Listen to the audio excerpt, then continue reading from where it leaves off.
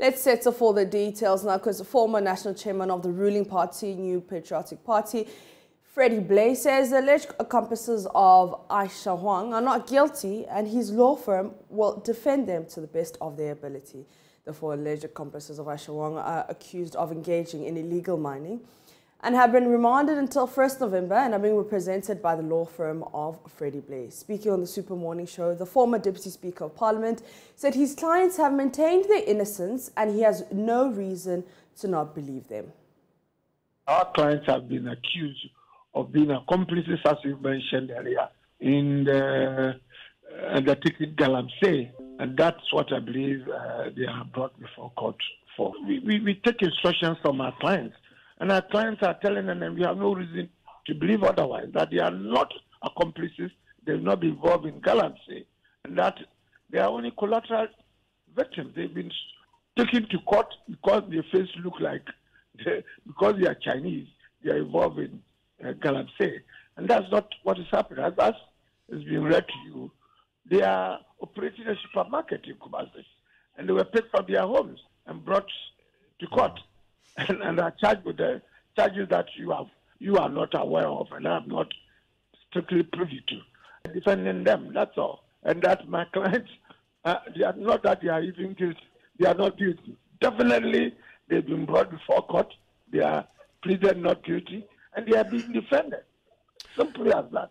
Not that I have been told. My clients have made me aware, and I have no reason to believe otherwise. We are a firm of lawyers.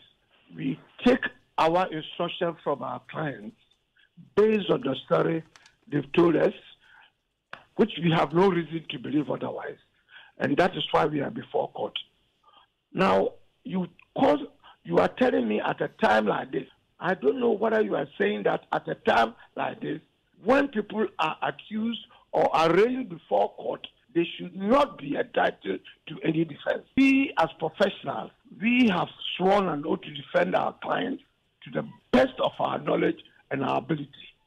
And that is exactly what we are doing in accordance with the constitution of this country and the other laws governing this country. There have been mixed reactions since it was announced that Freddie Blay will be defending the accused persons, given his connections to the ruling party. But Freddie Blay says he has sworn an oath to defend his clients to the best of his abilities, and his relation to the party in power should not stop him from seeking justice for persons accused of a crime. Take instructions from our client and we defend. And we defend it to the best of our ability based on the law. Nothing else. Am I defending my client before you or before the court? Don't just get up and make it look like as if when you are defending an individual or somebody who is arraigned before court, you are yourself guilty. And you are asking me questions. Are they my friends? Do I come from China? Have I had any relationship with them? These are not relevant questions. If you want to say a politician who is a professional lawyer, who has a firm and have been instructed to not, because he's a politician, NDC members are all, some of them, Baba Jamal and co., they are all involved in defending, as lawyers, they are defending their Chinese individuals before the court. And you are asking me, because I am Freddie Blay and I am a member of a party, or I was a chairman of the party, me, I should not even be a defense counsel, or my firm should not take instructions from a client. Mr. Blay, nobody here, a murderer, here has said that. Accused subversionist, or a coup leader. Is that what you are saying? Mr. Blay, nobody here has said that. Is that the impression you want to create in this country, that lawyers should not defend clients? Well, so is the government concerned that a former national chairman of the NPP is representing these accused persons? Minister for Lands and Natural Resources, Samuel Abujinapo, says it is not in the place of government to decide which lawyers the accused persons choose.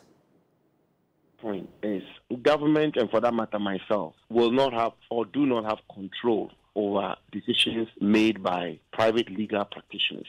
I hope you appreciate that. We cannot make a determination as to what case a lawyer accepts or does not accept.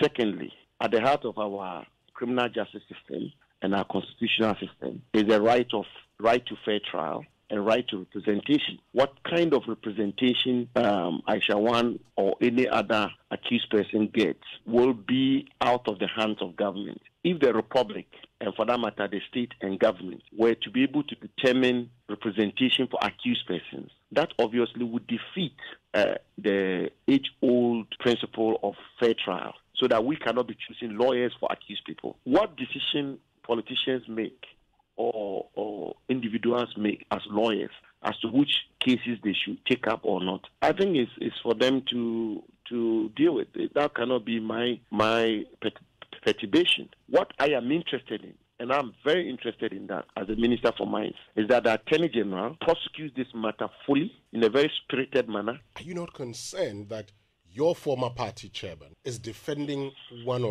some of these persons? My mind is not working on politics at this stage. You're asking me about the politics of it. That's a different matter. We would like your answer on it, though, even though it's a different matter. No, what my take on my answer to your question is that regardless of who is representing these accused persons, the Attorney General should prosecute them in a very spirited manner.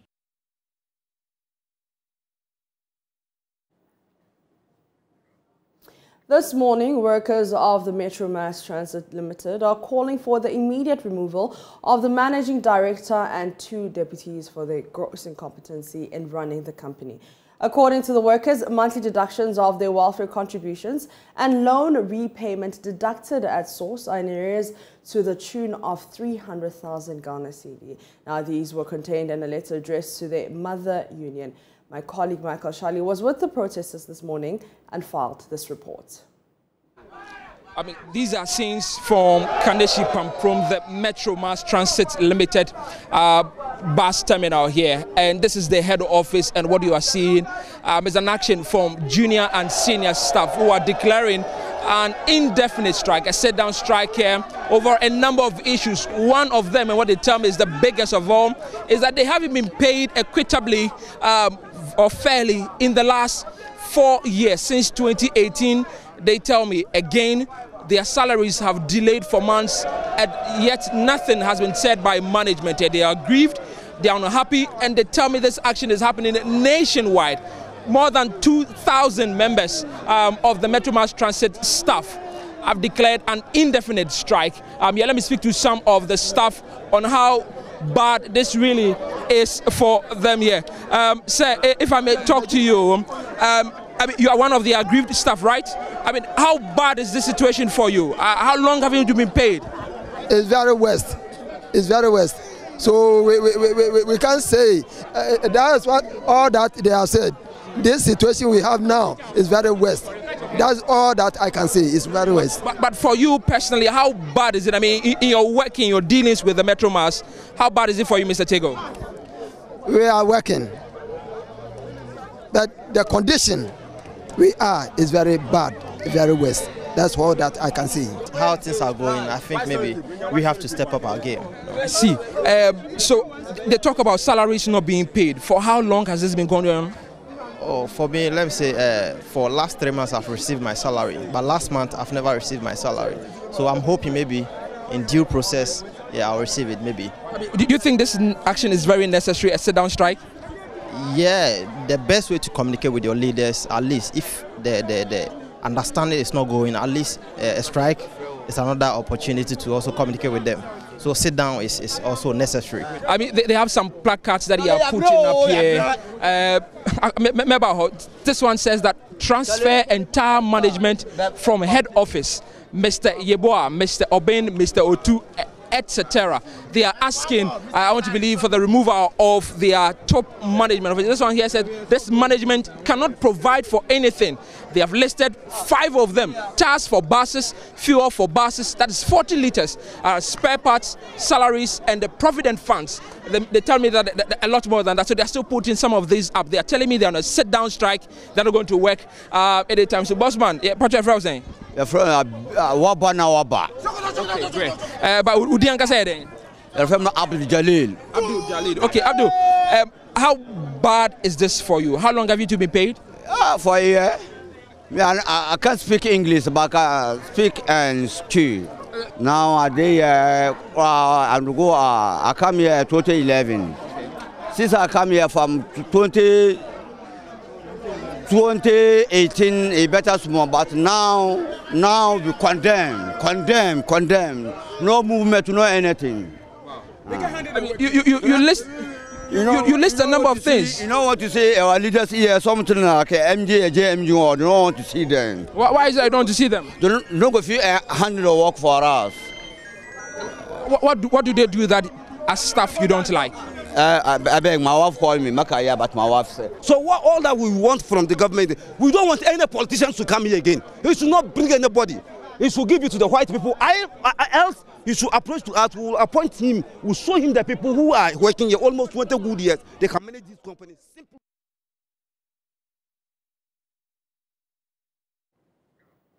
And in Kumasi, it's been day 3 of the closure of stores by traders at the Central Business District.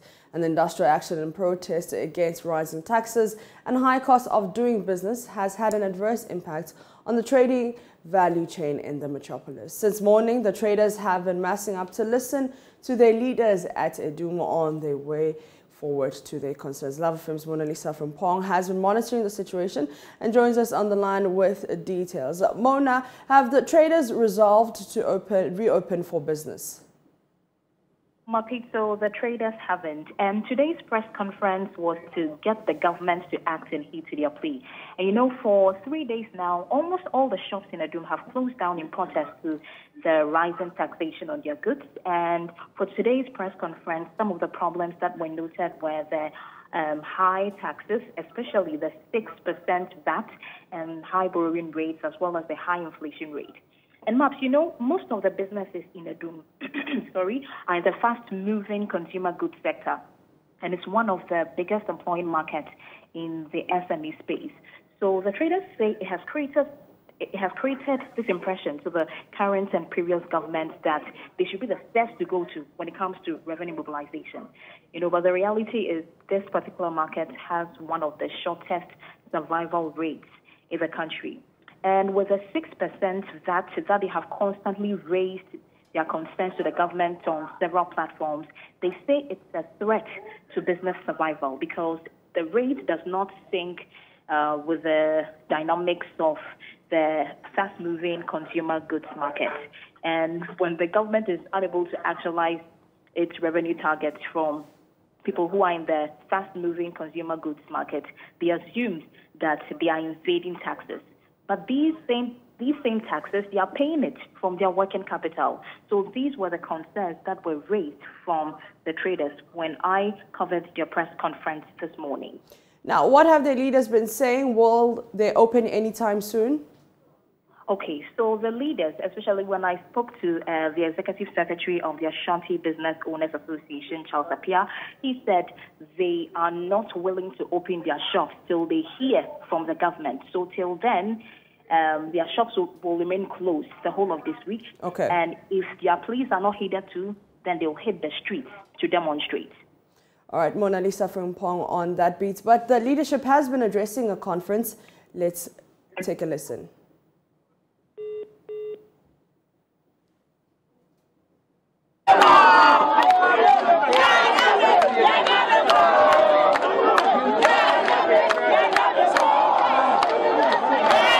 Today is day 3 of the industrial action by the traders of the Central Business District in Kumasi, specifically Adum. And as I'm standing here, it's been 3 days of no transactions whatsoever, no trading activities, and this has impacted the affairs of the Central Business District. Let's look at the impact it is having on some service providers in the Central Business District.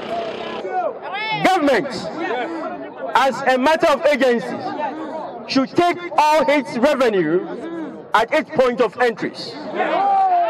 We know in this country, there are two most assured ways things get to the country, through the port or through the manufacturing. Take all the charges you want to charge at the port of entry. Take all the charges at manufacturing and leave us alone.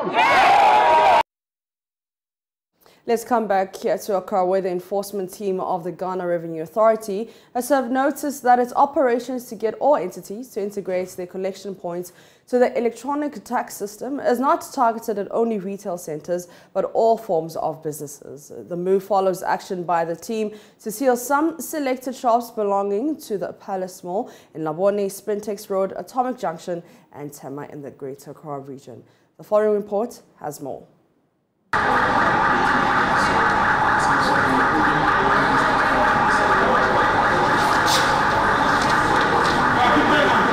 The quest to get companies comply with the GRE electronic VAT system continues as the enforcement team sealed the premises of selected shops belonging to the Palace Mall in Labone, Spintex Road, Weja, and the Regal Chinese restaurant in Osu.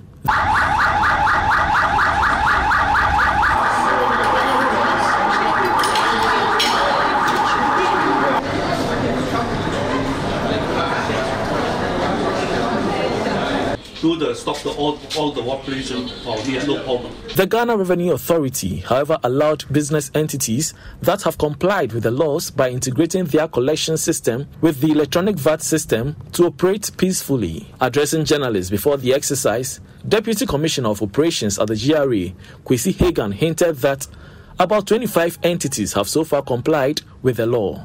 We are imploring all of us to ensure that of the 50 taxpayers who have been hooked, are supposed to hook onto the system, all would have complied as at yesterday. So for those who have not been complying, the takeout is that please do so before we get there, because it is not our intention to come and close your place down. We want you to work for the taxes to be paid.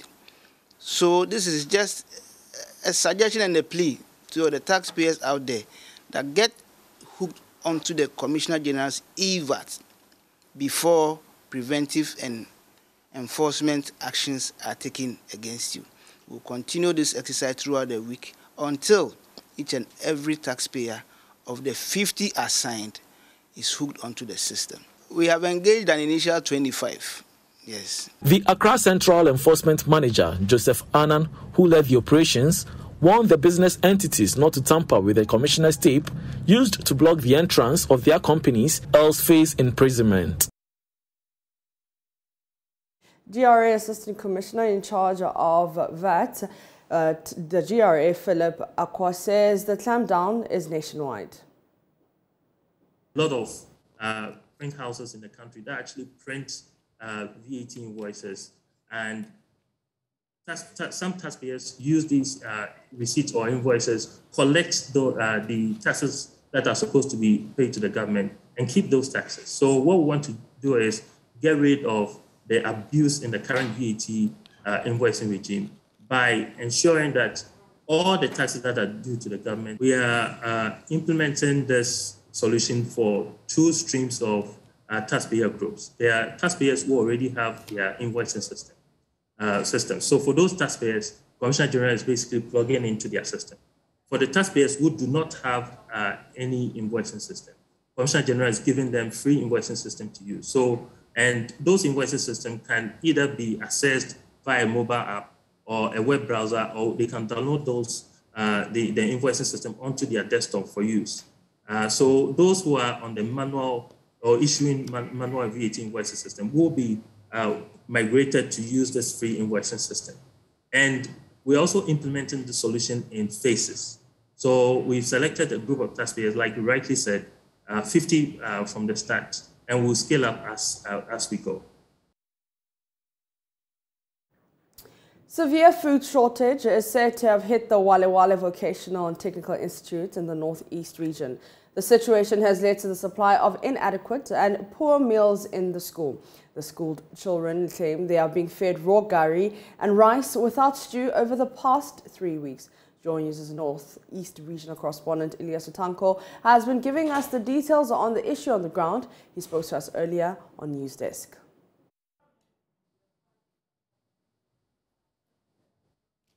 Well, the situation is very dire.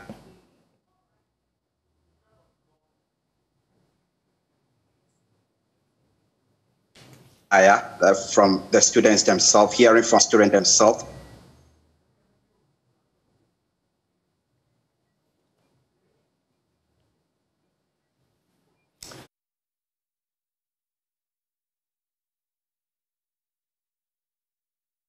Apologies for that lack of audio. But some schools in the Volta region are also left with nothing for students to eat. This has forced the school heads to write to the Ghana Education Service demanding immediate supply. Executive Director of the African Education Watch, Kofi Asari, has been recommending cost sharing to address the challenge. He spoke to my colleague Sama Kojo-Brace on News Desk earlier. System, our economy cannot sustain raising regular revenue to feed all 1.3 million students in school. That is the reality.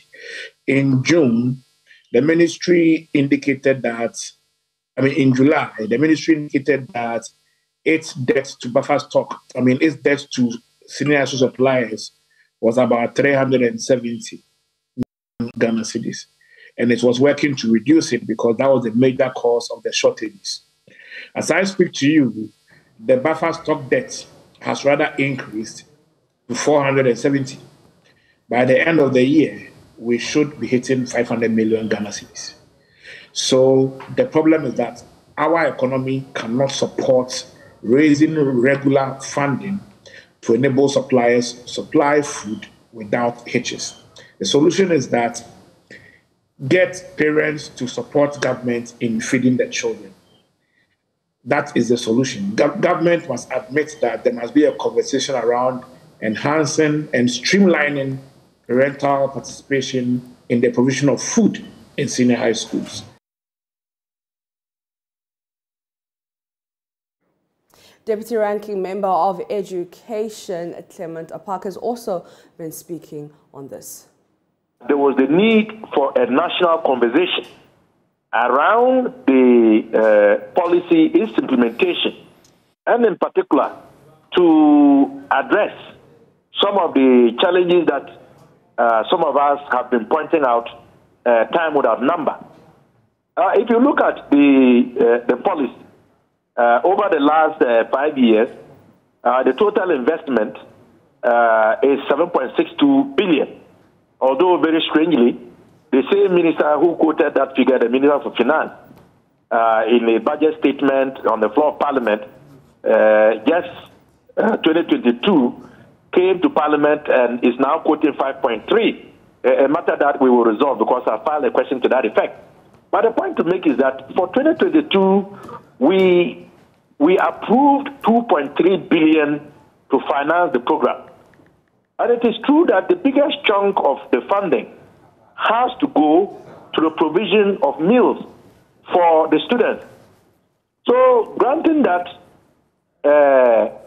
we have these challenges almost on a monthly or bi-monthly basis of shortages of food items, what prevents the government from releasing the monies that we have approved to deal with these issues in a much more substantive way, even as we look at the bigger, broader national conversation?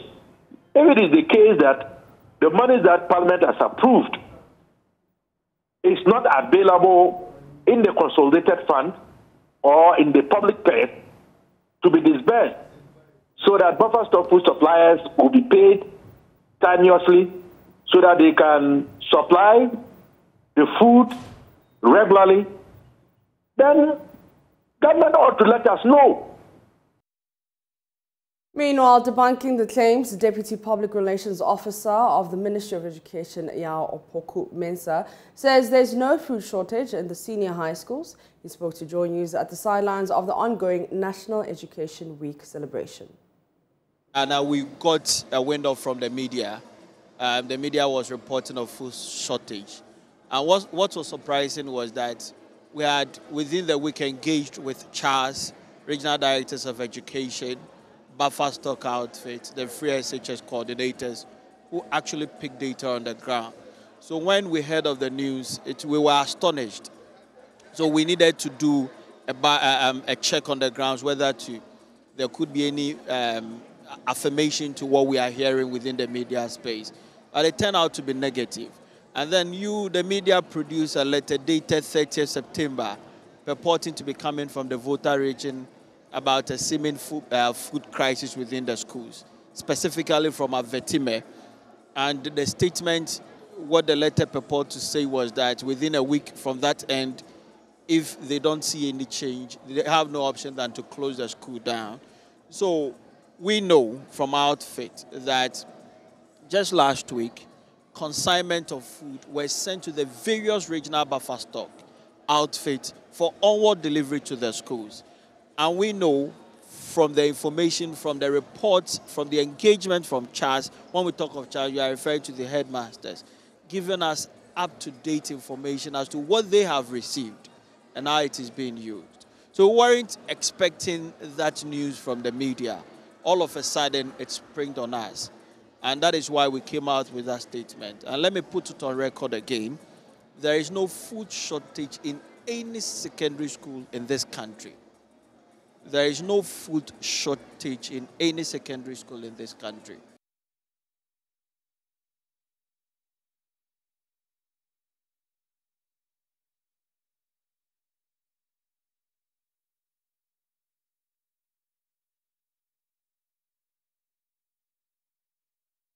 To other stories now, the body of a man believed to be in his 40s and identified as Kwesi Al-Haji has been found at Kaswa Opekuma High Tension in the Awutu Senya East Municipality of the Central Region. The cause of death is yet to be established. Body of the deceased was reportedly spotted by a resident in front of an uncompleted building. Now, the witness, Otre Boating, subsequently drew the attention of passers-by. The Awutu East Municipal NADMO Director Kwame Amwa says his outfit has since moved the body for burial owing to its decomposed nature. Adom FM's Kofi J visited the scene and joins us live with more. Kofi, can you just clarify for me, are you saying that the body has been buried by whom and why? By Opanko District Police Commandant, NADMO, and in collaboration with sanitation officers at Awutu Senya East Municipal Assembly.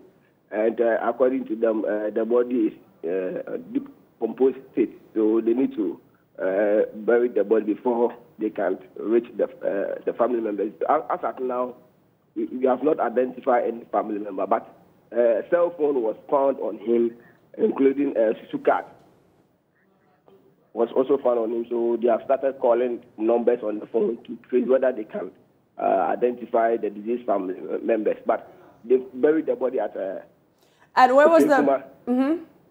They just buried the body at Opekuma Cemetery.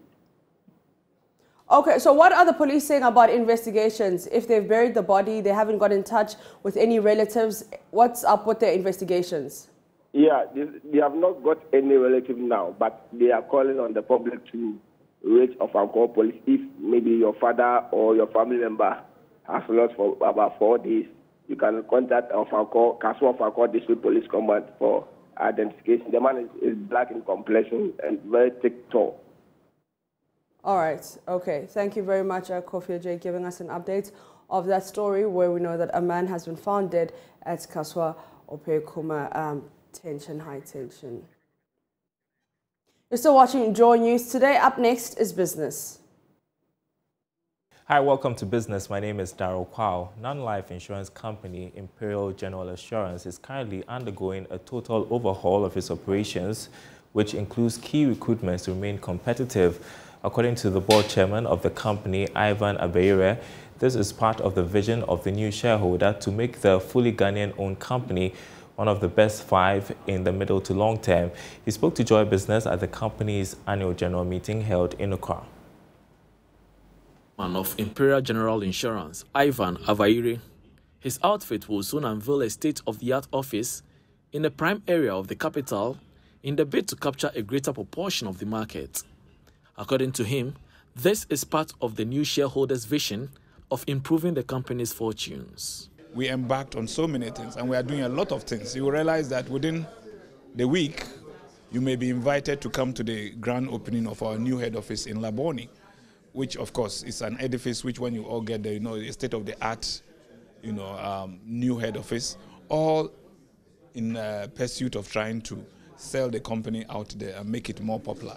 The numbers are improving, but of course, at this stage, we are pumping in more than we'll be receiving. But we know that within the next 5 years, all that will be recouped because we are doing a lot of things at the same time. Human capital, social capital, branding, and all those things. So naturally, the returns are wonderful, but I mean, they could have been better.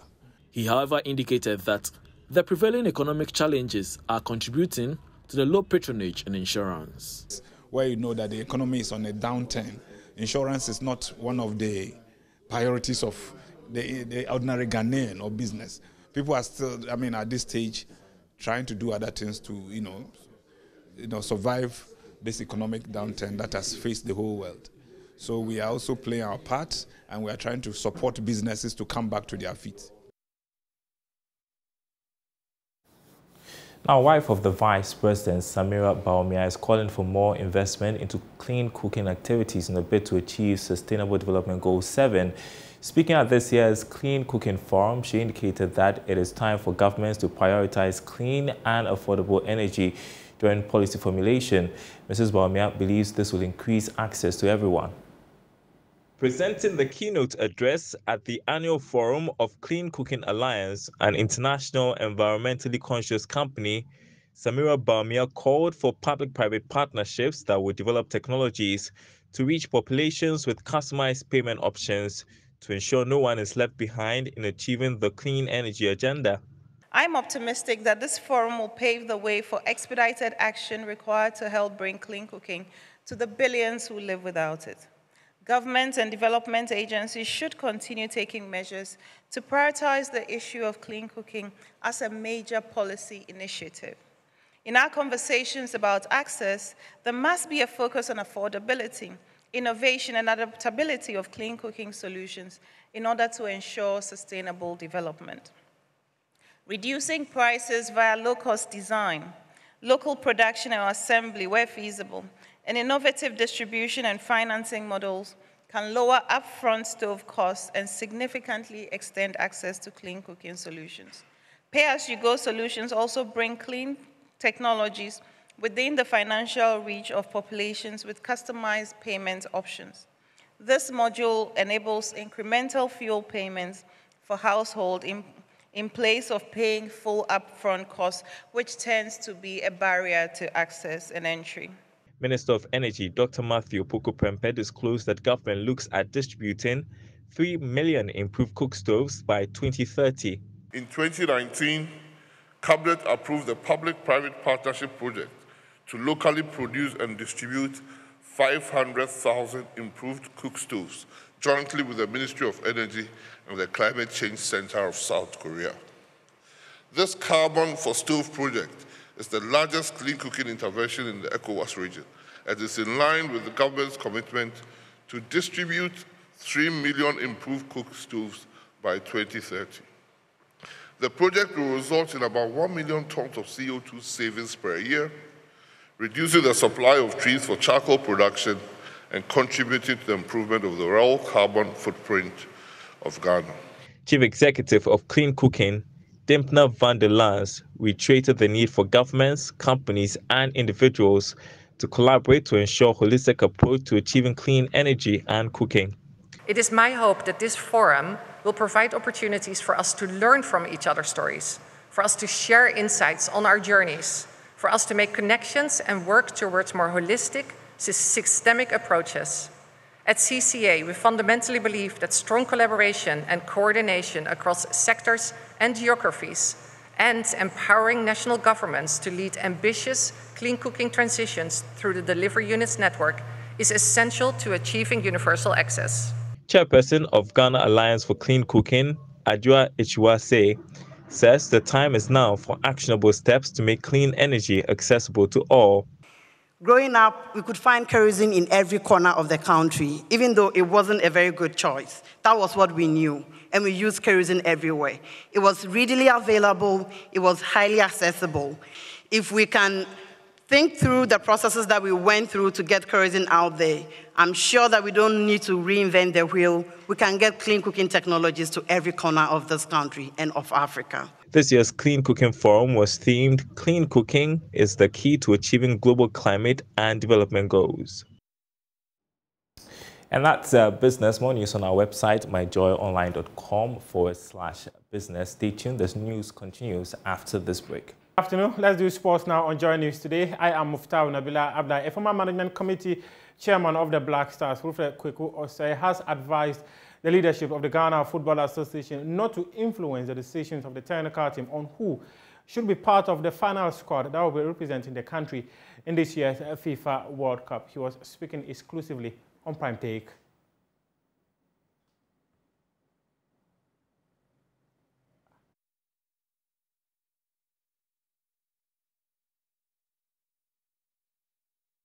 Apologies, we'll bring that to you later, but let's hear from the first psychologist that was part of the senior national team, that is the Black Stars, to its first ever FIFA World Cup in Germany 2006. That is Dr. Yao Nfojo. He's been speaking to my colleague Nathaniel Arthur on Joy Sports World Cup Tales, where he's sharing the story of how the Jan brought it. That is Bafo Jan and Asamoah Jan were so close to the extent that the elder Jan, that is Bafo Jan, decided to sacrifice his career for the younger one, Asamoah Jan, to succeed in the tournament.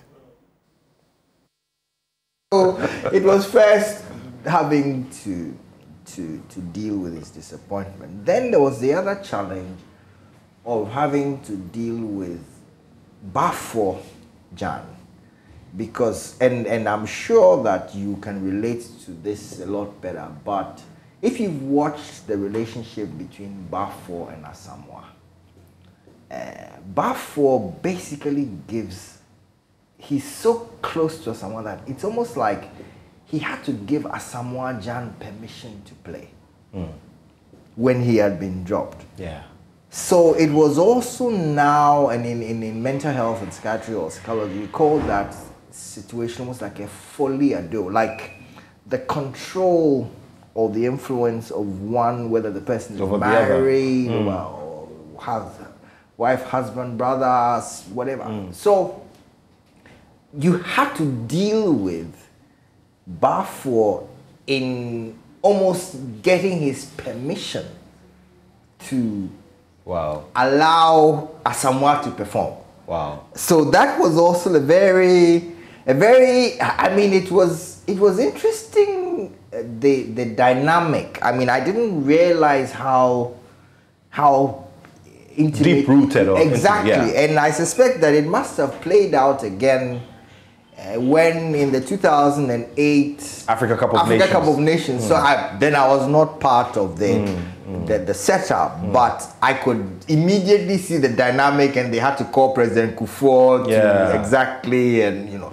But the dynamic.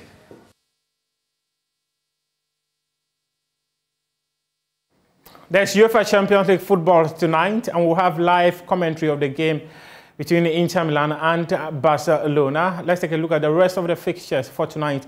On match day 4 in the UEFA Champions League, Napoli will come up against Ajax. Mohamed Kudus expected to be in action. The first leg ended 6-1 in favor of Napoli. Rangers will play Liverpool. Liverpool won the first leg 2-0. Atletico Madrid will also come up against Club Brugge. Bayer 04 Leverkusen will play FC Porto. Barcelona versus Inter Milan. Victoria Pleasant play Bayern Munich. Sporting Lisbon versus Olympique Marseille. And Tottenham Hotspur will come up against Eintracht Frankfurt, winners of last season's Europa League. And this is our wrap-up. JoyNews, sports on JoyNews today here with me, Muftau Nabila Abda. You can head on to myjoyonline.com and read some more sports stories. We've got loads of stories to share with you. We appreciate your company. Up next is World News. And it's time for Showbiz. Let's go to myjoyonline.com and see what some of the entertainment stories making headlines. We have campaigning for NPP doesn't prevent me from speaking against current hardship. That's according to actor Prince David Osei, who's telling his critics. So we know that Prince David Osei was campaigning for the NPP, and people were bashing him. But recently he went onto his Twitter and his Instagram page, penning a note to President Akufo-Addo about the hardship that Ghanaians are going through. And a lot of people were saying that, yeah, well, you were campaigning for NPP, so what is the problem? Why are you complaining? So now he's answering them and saying that campaigning for NPP doesn't prevent me from speaking against the current hardships. But very exciting news because American singer Travis Green is going to headline Adom Praise 2022. I think we should take a look at that story. But in case you don't know him, it's the gentleman who sang Make a Way. You made a way when my back's against the wall and it looked as if it was over. All right, so Grammy-nominated American gospel singer Travis Green has been billed as the headline artist for Adom FM's annual concert, Adom Praise 2022. The event is set to happen at the Perez Dome on November 4th, 2022, with other non-Ghanaian gospel musicians such as Diana Hamilton and Ohima Mercy. The list continues with Celestine Donko, Perez Music, Jack Lome, and Edwin Dodson, among other notable gospel maestros who are eager to shake up the auditorium. The headline artist Travis Green began his music career in 2017 with the release of the More via Green Light Records.